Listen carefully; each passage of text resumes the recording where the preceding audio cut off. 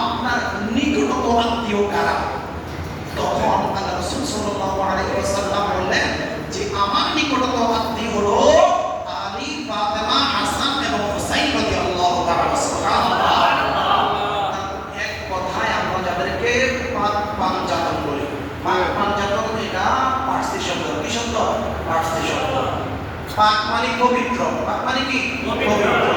পাঞ্জাতন মানে পাঁচ, পাঞ্জাতন মানে কি? পাঁচ। পাঞ্জা মানে পাঁচ, আর তন মানে দেহ।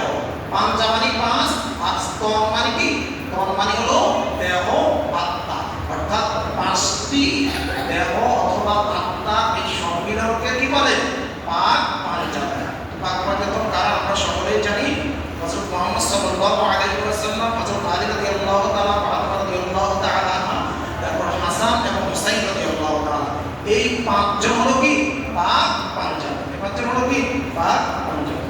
তো এই আহলে বাইতের ভালোবাসতেন, নবীদের আহলে বাইতকে ভালোবাসতে হবে কিনা?